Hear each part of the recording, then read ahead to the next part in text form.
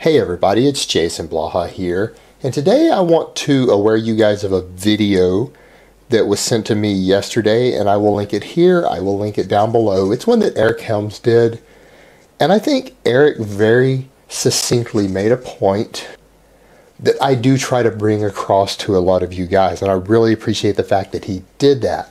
And he essentially explained that in a way, hypertrophy and gaining muscle is far more simple than people make it out to be.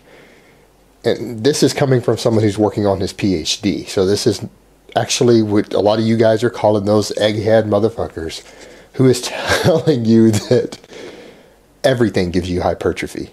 All types of weight training can make you bigger. It really is that simple. And what he breaks down is that you don't actually train specifically for hypertrophy. It is a side effect of your different training styles, and different training styles train specific performance and element. And he brought up basically strength versus endurance, but really I would call it strength stamina for the endurance and basic strength for what he used for the other, because there are even other types of strength that he didn't even address there.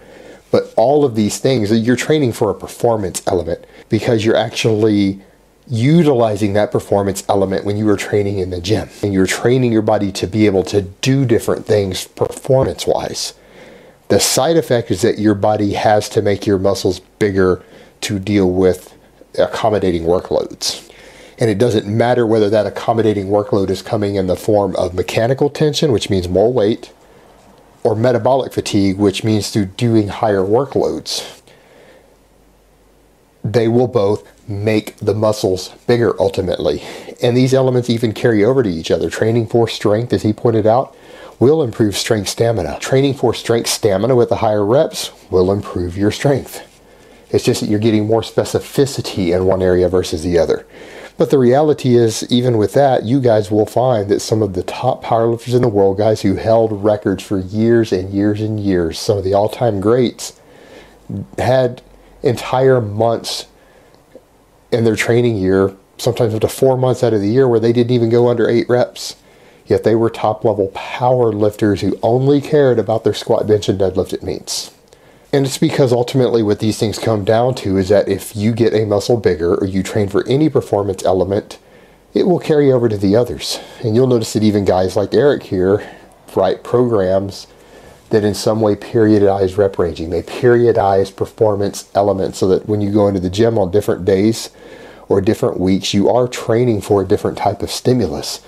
But the end result is that you do get bigger and stronger. And I think what people forget is that the difference between, say, a strength athlete is that a strength athlete trains in a way that's going to give them better overall performance, in the sense that they will do a squat instead of a leg press, because it gives more full body strength. A power lifter is obviously not going to use a wide variety of different chest methods. He's going to focus on the one that's going to give him the best bench press, which means he's going to focus on doing a lot of pause benching. When you're dealing with needing performance, there's always that specificity of training required.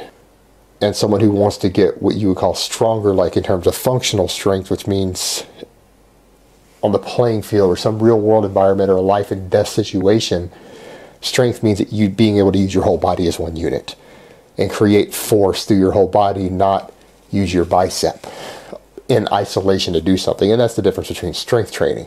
But I'm really getting sidetracked there. The reality is, though, that all of these things induce hypertrophy. Hypertrophy isn't the training goal. It is the side effect of all of these different types of training. It's something that's going to happen if you improve or increase workload with any of these performance elements. All of them cause hypertrophy. And the reason people came up with that hypertrophy rep range was not because they know it works better, it's because they wanted a nice middle ground between training multiple performance elements. It was kind of in the middle that would try to train a couple different ones at once, just to get some hypertrophy and not focus too much on one versus the other. But it doesn't mean that it actually produces more hypertrophy.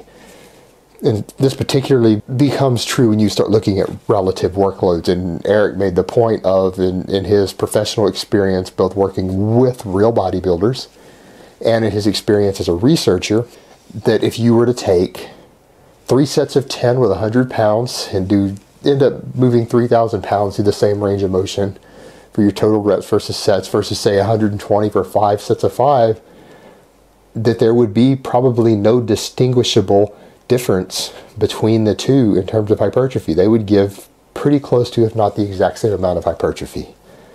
Even though a lot of people would think of the 5x5 as strength training because it is using heavier weight, but the total workloads are the same. And you would get a very, very similar hypertrophic response. Although one would give you slightly more strength stamina, and the other would give you slightly more strength at moving a heavier weight, but it wouldn't be massive differences between the two.